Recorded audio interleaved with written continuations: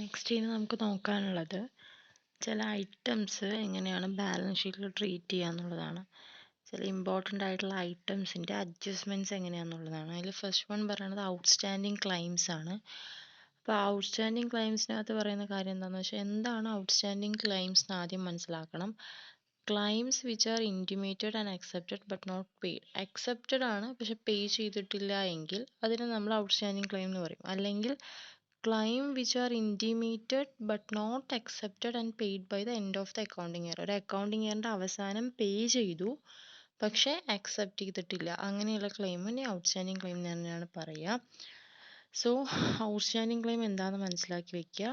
Accept ചെയ്തു പേ ചെയ്തിട്ടില്ല, അല്ലെങ്കിൽ പേ ചെയ്തു അക്സെപ്റ്റ് ചെയ്തിട്ടില്ല, അങ്ങനെയുള്ള ക്ലെയിംസിനെയാണ് ഔട്ട്സ്റ്റാൻഡിങ് ക്ലെയിംസ് എന്ന് പറയുക. അപ്പോൾ അതെങ്ങനെയാണ് ട്രീറ്റ് ചെയ്യുക എന്നുള്ളതാണ്. ഫൈനൽ അക്കൗണ്ട്സിൽ, അതായത് ബാലൻസ് ഷീറ്റിലും പ്രോഫിറ്റ് ആൻഡ് ലോസ് അക്കൗണ്ടിലും ഒക്കെ, നമ്മുടെ ഇവിടെ റവന്യൂ അക്കൗണ്ടിലും ബാലൻസ് ഷീറ്റിലും അതെങ്ങനെയാണ് ട്രീറ്റ് ചെയ്യുക എന്നുള്ളത്. സോ ഔട്ട്സ്റ്റാൻഡിങ് ക്ലെയിംസ് ട്രയൽ ബാലൻസിൽ തന്നിട്ടുണ്ടെങ്കിൽ അത് ലാസ്റ്റ് ഇയറുമായി റിലേറ്റഡ് ആണെങ്കിൽ, അതായത് outstanding claim at the beginning of the year, ഒരു ഇയറിൻ്റെ അക്കൗണ്ടിങ് ഇയറിൻ്റെ തുടക്കത്തിലെയാണ് നമുക്ക് ട്രയൽ ബാലൻസിൽ തന്നിട്ടുണ്ടാവുക റിലേറ്റിംഗ് ടു ലാസ്റ്റ് ഇയർ. അങ്ങനെ തന്നിട്ടുണ്ടെങ്കിൽ അത് നമ്മൾ റവന്യൂ അക്കൗണ്ടിൽ മാത്രം എടുത്താൽ മതി. റവന്യൂ അക്കൗണ്ടിൽ എന്താ ചെയ്യേണ്ടതെന്ന് വെച്ചാൽ ഡ്യൂറിങ് ദ ഇയർ, അതായത് കറണ്ട് ഇയറിലെ ക്ലെയിം പെയ്ഡ് ഉണ്ടല്ലോ, അതിൽ നിന്ന് മൈനസ് ചെയ്യുക, ഡിഡക്റ്റ് ചെയ്യുകയാണ് ചെയ്യേണ്ടത്. ഇനി നെക്സ്റ്റ് പറയുന്നത് ഔട്ട്സ്റ്റാൻഡിങ് ക്ലെയിം ട്രയൽ ബാലൻസിൽ തന്നിട്ടുണ്ട് പക്ഷെ അത് ലാസ്റ്റ് ഇയറുമായി റിലേറ്റ് ചെയ്തതല്ല, കറണ്ട് ഇയറുമായിട്ട് റിലേറ്റ് ചെയ്തതാണെങ്കിൽ അത് outstanding claim at the end of the year ആണ്. അതായത് അക്കൗണ്ടിങ് ഇയറിൻ്റെ എൻഡിലെയാണ് കറണ്ട് ഇയർ എന്ന് പറഞ്ഞിട്ട് തന്നിട്ടുണ്ടാവുക. അത് നമ്മൾ ബാലൻസ് ഷീറ്റിൽ മാത്രം എടുത്താൽ മതി.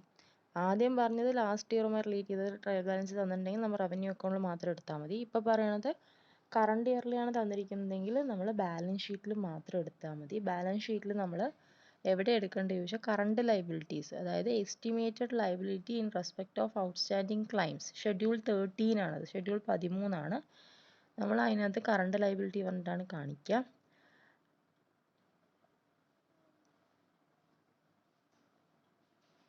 അപ്പോൾ നമുക്ക് അതിൽ എങ്ങനെയാണ് outstanding claim at the end of the year ആണോ എന്നുള്ളത് മനസ്സിലാക്കുക, കറണ്ട് ഇയറുമായി റിലേറ്റ് ചെയ്തതാണോ എന്നുള്ളതൊക്കെ മനസ്സിലാക്കുക പറഞ്ഞാൽ it may be noted that outstanding claim given in the trial balance with a closing date. Closing ഡേറ്റോട് കൂടെ ഔട്ട്സ്റ്റാൻഡിങ് ക്ലെയിം ട്രയൽ ബാലൻസിനകത്ത് തന്നിട്ടുണ്ടെങ്കിൽ, അല്ലെങ്കിൽ ഒരു ഡേറ്റും തന്നിട്ടില്ല എങ്കിലും നമ്മളത് എൻഡ് ഓഫ് ദി ഇയർലി ആയിട്ടാണ് കൺസിഡർ ചെയ്യേണ്ടത്. ഇപ്പോൾ ഒരു പ്രോബ്ലത്തിൽ നിങ്ങൾക്ക് ട്രയൽ ബാലൻസിൽ ഒരു ഡേറ്റ്, അതായത് നമുക്ക് accounting year ending closing date എപ്പോഴാണെന്ന് അറിയാം, 31 മാർച്ച് ആ ഒരു ക്ലോസിംഗ് ഇയർ ആണ് തന്നിട്ടുണ്ടാവുക.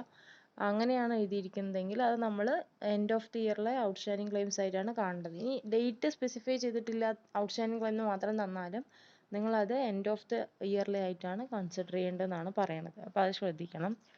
ഇനി നെക്സ്റ്റ് ഔട്ട്സ്റ്റാൻഡിങ് ക്ലെയിം അഡ്ജസ്റ്റ്മെൻറ്റ്സിലാണ് തന്നിരിക്കുന്നതെങ്കിൽ, അതായത് ലാസ്റ്റ് നമുക്ക് ട്രയൽ ബാലൻസ് ഒക്കെ തന്നു കഴിഞ്ഞിട്ട് താഴെ, അതായത് ഒരു അക്കൗണ്ടിങ് ഇയർ കഴിഞ്ഞു, ട്രയൽ ബാലൻസ് പ്രിപ്പയർ ചെയ്ത് കഴിഞ്ഞിട്ടാണ് അത് എക്സിസ്റ്റ് ചെയ്തിരിക്കുന്നതെങ്കിൽ താഴെ അഡ്ജസ്റ്റ്മെൻറ്റ്സ് ആയിട്ട് തരും. അങ്ങനെ അഡ്ജസ്റ്റ്മെൻറ്റ്സ് ആയിട്ടാണ് തന്നിരിക്കുന്നതെങ്കിൽ അത് റവന്യൂ അക്കൗണ്ടിലും എടുക്കണം, ബാലൻസ് ഷീറ്റിലും എടുക്കണം. റവന്യൂ അക്കൗണ്ടിൽ നമ്മൾ ഡ്യൂറിങ് ദ ഇയർ, അതായത് ആ കറണ്ട് ഇയറിലെ ക്ലെയിമിൻ്റെ കൂടെ ആഡ് ചെയ്യുകയാണ് ചെയ്യുക റവന്യൂ അക്കൗണ്ടിൽ. ബാലൻസ് ഷീറ്റിൽ കറണ്ട് ലയബിലിറ്റിയിൽ, അതായത് estimated liability in respect of outstanding claims, schedule 13 അതിൽ കറണ്ട് ലയബിലിറ്റിയിൽ കാണിക്കുകയാണ് ചെയ്യേണ്ടത്. ഇനി നെക്സ്റ്റ് പറയുന്ന ഐറ്റം എന്ന് പറയുന്നത് റീഇൻഷുറൻസ് ക്ലെയിം ആണ്. റീഇൻഷുറൻസ് ക്ലെയിം എന്ന് പറഞ്ഞാൽ claim covered under reinsurance. Reinsurance എന്താണെന്നുള്ളത് കഴിഞ്ഞ ക്ലാസ്സിൽ പറഞ്ഞിട്ടുണ്ടായിരുന്നു. റീഇൻഷുറൻസ് പറഞ്ഞു കഴിഞ്ഞാൽ ഇപ്പോൾ ഒരു ഇൻഷുറൻസ് കമ്പനിക്ക് അവർ ഒരു ഇൻഷ്യൂർഡിന് പ്രൊട്ടക്ഷൻ കൊടുത്തിട്ടുണ്ട്, അല്ലെങ്കിൽ ഒരു ഇൻഷ്യൂർഡിൻ്റെ റിസ്ക് ഹയർ ചെയ്തിട്ടുണ്ടെങ്കിൽ ആ റിസ്കിൻ്റെ ക്വാണ്ടിറ്റി എന്ന് പറഞ്ഞാൽ റിസ്ക് വളരെ ഹൈ ആണ് എന്ന് തോന്നുകയാണെങ്കിൽ അവർ ഒരു ഇൻഡിവിജ്വൽ കപ്പാസിറ്റിയിൽ, അവരുടെ സ്വന്തം കപ്പാസിറ്റിയിൽ ആ റിസ്ക് ചുമക്കാൻ കഴിയുന്നില്ല എങ്കിൽ അവർ ആ പോളിസീനെ വീണ്ടും റീഇൻഷൂർ ചെയ്യും. അതായത് ആ റിസ്കിൻ്റെ ഒരു പാർട്ട് വേറൊരു ഇൻഷുറൻസ് കമ്പനിക്ക് കൊടുക്കുക, അതാണ് റീഇൻഷുറൻസ് എന്ന് പറയുന്നത്. അതായത് ഒറിജിനൽ ഇൻഷുറർ ആരാണ് ഇൻഷുർഡിന് പ്രൊട്ടക്ഷൻ കൊടുക്കാന്ന് പറഞ്ഞിരിക്കുന്നത്, ഒറിജിനൽ ഇൻഷുറാണ് അയാൾ വീണ്ടും ആ റിസ്കിൻ്റെ ഒരു പാർട്ട് വേറൊരു ഇൻഷുറൻസ് കമ്പനിയുമായിട്ട് ഇൻഷുർ ചെയ്യുക. അപ്പോൾ റീഇൻഷുറർ എന്ന് പറയും വേറെ ഇൻഷുറൻസ് കമ്പനീനെ. സോ ഈ റീഇൻഷുറൻസ് പോളിസി എന്താണെന്നൊക്കെ മുമ്പ് പറഞ്ഞിട്ടുണ്ട്, ഒന്നും കൂടെ പറഞ്ഞതാണ്. അപ്പോൾ ഈ സമയത്ത് പ്രീമിയം, അതായത് ഒറിജിനൽ ഇൻഷുർഡ് ആരടുത്താണോ ഇൻഷുർ ചെയ്തിരിക്കുന്നത് അതാണ് ഒറിജിനൽ ഇൻഷുറർ. ഒറിജിനൽ ഇൻഷുററാണ് റീഇൻഷുറുമായിട്ട് വീണ്ടും ഇൻഷുർ ചെയ്തിട്ടുണ്ടാവുക. സോ ഒറിജിനൽ ഇൻഷുർഡ് ഒറിജിനൽ ഇൻഷുറർക്ക് പ്രീമിയം പേ ചെയ്യും. അതേപോലെ തന്നെ ഒറിജിനൽ ഇൻഷുറർ വീണ്ടും അത് ഇൻഷുർ ചെയ്തിട്ടുള്ളത് കൊണ്ട് റീഇൻഷുറർക്ക് ഇൻഷുറൻസ് പ്രീമിയം പേ ചെയ്യണം. മെച്യൂരിറ്റി ഡേറ്റ് ആകുമ്പോൾ രണ്ടുപേരും കൂടെ ഷെയർ ചെയ്തിട്ടാണ് ഇൻഷുറിന് ക്ലെയിം കൊടുക്കുക. അത് നേരത്തെ കോൺട്രാക്റ്റിലെ റേഷ്യോയിൽ ഇൻഷുറൻസ് കോൺട്രാക്റ്റിൻ്റെ ആ പോളിസിയുടെ അതിൻ്റെ ഡീഡിൽ പറഞ്ഞിട്ടുണ്ടാവും എത്ര റേഷ്യോ രണ്ടുപേരും ഷെയർ ചെയ്യണം എന്നുള്ളതൊക്കെ. ആ ഒരു പ്രപ്പോർഷനിൽ അവർ ക്ലെയിം ഷെയർ ചെയ്ത് കൊടുക്കണം. സോ അതാണ്. അപ്പോൾ ഈ റീഇൻഷുറൻസും പോളിസിയുമായി റിലേറ്റ് ചെയ്തിട്ടുള്ള ക്ലെയിമിനെയാണ് നമ്മൾ റീഇൻഷുറൻസ് ക്ലെയിം എന്ന് പറയുന്നത്. The claim which an insurance company is entitled to get from other insurance company under reinsurance are called reinsurance claim. അതായത് ഒരു റീഇൻഷുറൻസ് കോൺട്രാക്റ്റിന് കീഴിൽ, ഒരു റീഇൻഷുറൻസ് പോളിസിക്ക് കീഴിൽ ഒറിജിനൽ ഇൻഷുറർക്ക് മറ്റേ ഇൻഷുറൻസ് കമ്പനിയിൽ നിന്ന്, അതായത് റീഇൻഷുററിൻ്റെ ഇൻഷുറൻസ് കമ്പനി ഉണ്ടല്ലോ, അവിടെ നിന്ന് കിട്ടേണ്ട ക്ലെയിമിനെയാണ് നമ്മൾ റീഇൻഷുറൻസ് ക്ലെയിം എന്ന് പറയുന്നത്. അതെങ്ങനെയാണ് ട്രീറ്റ് ചെയ്യുക എന്നുള്ളതാണ് നെക്സ്റ്റ് പറയുന്നത്. അതിൻ്റെ ട്രീറ്റ്മെൻറ്റ് എങ്ങനെയായിരിക്കും എന്ന് വെച്ച് കഴിഞ്ഞാൽ, ട്രയൽ ബാലൻസിലാണ് റീഇൻഷുറൻസ് ക്ലെയിം തന്നിരിക്കുന്നതെങ്കിൽ അത് റവന്യൂ അക്കൗണ്ടിൽ മാത്രം എടുത്താൽ മതി. അത് നമ്മൾ ക്ലെയിമിൽ നിന്ന് ഡിഡക്റ്റ് ചെയ്തിട്ട് നെറ്റ് ക്ലെയിം ആണ് കാണിക്കേണ്ടത്. അത് ശ്രദ്ധിക്കണം. റവന്യൂ അക്കൗണ്ടിൽ നമ്മൾ ക്ലെയിമിൽ നിന്ന് റീഇൻഷുറൻസ് ക്ലെയിം ഡിഡക്റ്റ് ചെയ്തിട്ട് നെറ്റ് ക്ലെയിം ആണ് കാണിക്കേണ്ടത്. So reinsurance claim trial balance തന്നിട്ടുണ്ടെങ്കിൽ റവന്യൂ അക്കൗണ്ടിൽ മാത്രം. അതെന്താ ചെയ്യേണ്ടത്? ക്ലെയിമിൽ നിന്ന് ഡിഡക്റ്റ് ചെയ്യുക, എന്നിട്ട് നെറ്റ് ക്ലെയിം ആണ് റവന്യൂ അക്കൗണ്ടിൽ കാണിക്കുക. ഇനി അഡ്ജസ്റ്റ്മെൻറ്റ്സിലാണ് തന്നിരിക്കുന്നതെങ്കിൽ, റീഇൻഷുറൻസ് ക്ലെയിം അഡ്ജസ്റ്റ്മെൻറ്റ്സിലാണ് തന്നിരിക്കുന്നതെങ്കിൽ, അതായത് ട്രയൽ ബാലൻസിൻ്റെ താഴെ സെൻറ്റൻസ് ആയിട്ട് തന്നിട്ടുണ്ടാവും, അത് നമ്മൾ റവന്യൂ അക്കൗണ്ടിൽ കൊടുക്കണം, ബാലൻസ് ഷീറ്റിൽ കൊടുക്കണം. മെജോറിറ്റി ട്രയൽ ബാലൻസിലാണ് തന്നിരിക്കുന്നതെങ്കിൽ നിങ്ങൾ ഏതെങ്കിലും ഒരു സ്ഥലത്ത് എടുത്താൽ മതിയാവും, റവന്യൂ അക്കൗണ്ടിലോ അല്ലെങ്കിൽ ബാലൻസ് ഷീറ്റിലോ. അത് സ്പെസിഫിക് ആയിട്ടുള്ള ഐറ്റത്തിന് ഡിപ്പെൻഡ് ചെയ്തിരിക്കും. അഡ്ജസ്റ്റ്മെൻറ്റ്സിൽ തന്നിട്ടുണ്ടെങ്കിൽ രണ്ടെവിടെ എടുക്കേണ്ടി വരും. ആ ഒരു കാര്യം നോട്ട് ചെയ്ത് വെക്കുക. ബാലൻസ് ഷീറ്റിലും എടുക്കേണ്ടി വരും, ട്രയൽ ബാലൻസിലും റവന്യൂ അക്കൗണ്ടിലും എടുക്കേണ്ടി വരും. സോ റവന്യൂ അക്കൗണ്ടിലും ബാലൻസ് ഷീറ്റിലും എടുക്കണം. അഡ്ജസ്റ്റ്മെൻറ്റ്സിലാണ് റീഇൻഷുറൻസ് ക്ലെയിം തന്നിരിക്കുന്നതെങ്കിൽ. സോ റവന്യൂ അക്കൗണ്ടിൽ എന്താ ചെയ്യേണ്ടതെന്ന് വെച്ച് കഴിഞ്ഞാൽ, ക്ലെയിമിൽ നിന്ന് ഡിഡക്റ്റ് ചെയ്യുകയാണ് ചെയ്യേണ്ടത്, ക്ലെയിമിൽ നിന്ന് മൈനസ് ചെയ്ത് കാണിക്കുകയാണ് ചെയ്യേണ്ടത്. കാരണം നെറ്റ് ക്ലെയിം കാണുമ്പോൾ നമ്മളത് ചെയ്യും. ബാലൻസ് ഷീറ്റിൽ എന്താ ചെയ്യേണ്ടതെന്ന് വെച്ച് കഴിഞ്ഞാൽ, അതർ അസറ്റ്സ്, അതായത് എമൗണ്ട് ഡ്യൂ ഫ്രം റീഇൻഷുറേഴ്സ് എന്ന് പറഞ്ഞിട്ട് അതർ അസറ്റ്സിൽ കാണിക്കുകയാണ് ചെയ്യേണ്ടത്. ഷെഡ്യൂൾ 2-ലാണ് നമ്മൾ ഈ എമൗണ്ട് ഡ്യൂ ഫ്രം റീഇൻഷുറേഴ്സ് എന്ന് എഴുതുക. ഷെഡ്യൂൾ 5 മുതൽ ഷെഡ്യൂൾ 15 വരെ ഉള്ളത് പഠിച്ചാൽ മാത്രമാണ് ഇത് ഐറ്റംസ് ഒക്കെ അറിയുള്ളൂ. നെക്സ്റ്റ് പറയുന്നത് treatment in final accounts of the insurance company which has accepted reinsurance. Reinsurance accept ചെയ്തിട്ടുള്ള ഇൻഷുറൻസ് കമ്പനിയുടെ ഫൈനൽ അക്കൗണ്ടിൽ ഇതെങ്ങനെയാണ് ട്രീറ്റ് ചെയ്യുക എന്നുള്ളതാണ്.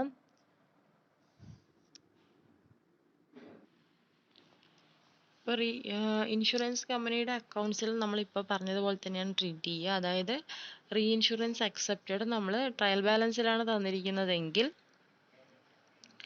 നമ്മളത് ക്ലെയിമിൻ്റെ കൂടെ ആഡ് ചെയ്യും, റവന്യൂ അക്കൗണ്ട് ക്ലെയിമിൻ്റെ കൂടെ ആഡ് ചെയ്യും. റീഇൻഷുറൻസ് അക്സെപ്റ്റഡ് എന്ന് പറയുന്നത് അഡ്ജസ്റ്റ്മെൻറ്റ്സിലാണ് തന്നിരിക്കുന്നതെങ്കിൽ നമ്മൾ റവന്യൂ അക്കൗണ്ടിൽ ക്ലെയിമിൻ്റെ കൂടെ ആഡ് ചെയ്ത് കാണിക്കുകയും ചെയ്യും.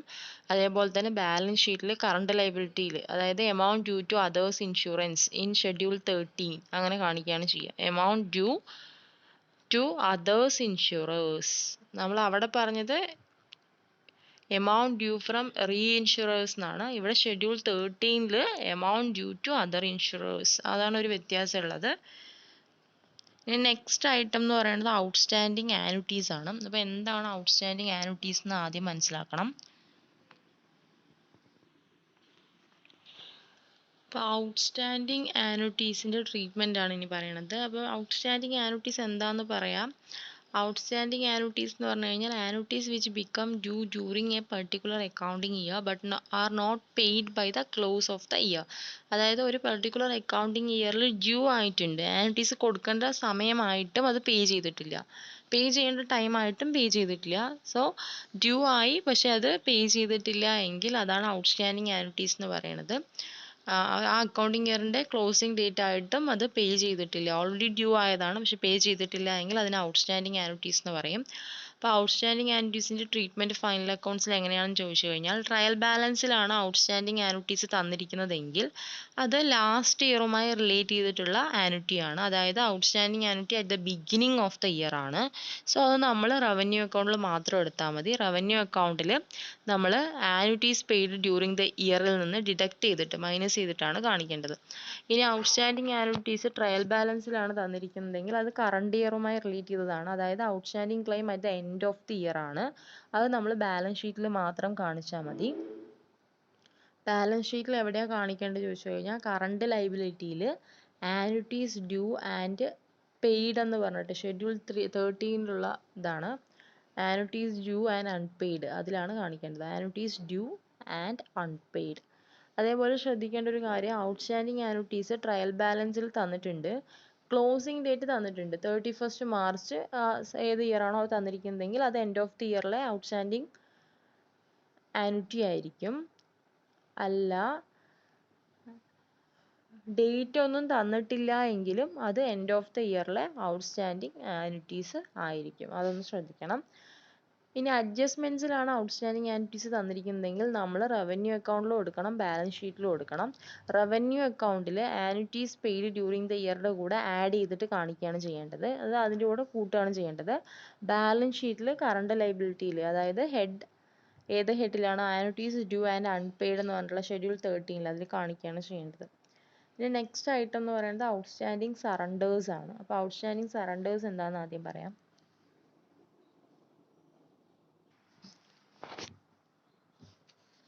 ഔട്ട്സ്റ്റാൻഡിങ് സറണ്ടേഴ്സ് എന്താണെന്ന് ചോദിച്ചു കഴിഞ്ഞാൽ ഞാൻ സറണ്ടർ എന്താണെന്ന് പറഞ്ഞിട്ടുണ്ടായിരുന്നു. അതായത് പോളിസീസ് സറണ്ടർ ചെയ്യുന്ന സമയത്ത് പോളിസി ഹോൾഡേഴ്സിന് ഒരു എമൗണ്ട് കൊടുക്കാറുണ്ട്. അപ്പോൾ സറണ്ടർ പോളിസീസിൻ്റെ സറണ്ടർ വാല്യൂസ് അത് അൺപെയ്ഡ് ആണ്, പേ ചെയ്തിട്ടില്ല എങ്കിൽ അക്കൗണ്ടിങ്ങിൻ്റെ ക്ലോസ് ആയിട്ടും സറണ്ടർ വാല്യൂസ് പേ ചെയ്യേണ്ടതാണ്. അത് പേ ചെയ്തിട്ടില്ല എങ്കിൽ അതിനെയാണ് ഔട്ട്സ്റ്റാൻഡിങ് സറണ്ടേഴ്സ് എന്ന് പറയുന്നത്. അൺപെയ്ഡ് ആയിട്ടുള്ള അക്കൗണ്ടിങ് ഇയർ ക്ലോസിംഗ് ആയിട്ടും അൺപെയ്ഡ് ആയിട്ടുള്ള സറണ്ടേഴ്സ്, അതാണ് ഔട്ട്സ്റ്റാൻഡിങ് സറണ്ടേഴ്സ്. അതെങ്ങനെ ട്രീറ്റ് ചെയ്യാന്ന് ചോദിച്ചു കഴിഞ്ഞാൽ ട്രയൽ ബാലൻസിലാണ് തന്നിരിക്കുന്നതെങ്കിൽ അത് ലാസ്റ്റ് ഇയറുമായി റിലേറ്റ് ചെയ്തിട്ടുള്ളതാണ്. അങ്ങനെയാണെങ്കിൽ അത് outstanding surrenders at the beginning of the year ആണ്. അത് നമ്മൾ ഒരു സ്ഥലത്ത് മാത്രം എടുത്താൽ മതി, റവന്യൂ അക്കൗണ്ടിൽ. റവന്യൂ അക്കൗണ്ടിൽ നമ്മൾ സറണ്ടേഴ്സ് പെയ്ഡ് ഡ്യൂറിങ് ദ ഇയറിൽ നിന്ന് മൈനസ് ചെയ്ത് ഡിഡക്റ്റ് ചെയ്ത് കാണിക്കുകയാണ് ചെയ്യേണ്ടത്. ഇനി ഔട്ട്സ്റ്റാൻഡിങ് സറണ്ടേഴ്സ് ട്രയൽ ബാലൻസിലാണ് തന്നിരിക്കുന്നതെങ്കിൽ അതും കറണ്ട് ഇയറുമായി റിലേറ്റ് ചെയ്തതാണെങ്കിൽ, അതായത് outstanding surrenders at the end of the year ആണ് തന്നിരിക്കുന്നതെങ്കിൽ അത് നമ്മൾ കറണ്ട് ലൈബിലിറ്റിയിലാണ് കാണിക്കേണ്ടത്, ബാലൻസ് ഷീറ്റിലാണ് കാണിക്കേണ്ടത്. കറണ്ട് ലൈബിലിറ്റിയിൽ estimated liability in respect of outstanding claim schedule 13 estimated liability in respect of outstanding claims അതിനകത്താണ് കാണിക്കേണ്ടത്. ഈ ഔട്ട്സ്റ്റാൻഡിങ് സറണ്ടേഴ്സ് ട്രയൽ ബാലൻസിൽ തന്നിരിക്കുന്നത് ക്ലോസിംഗ് ഡേറ്റിലാണെങ്കിൽ അത് നമ്മൾ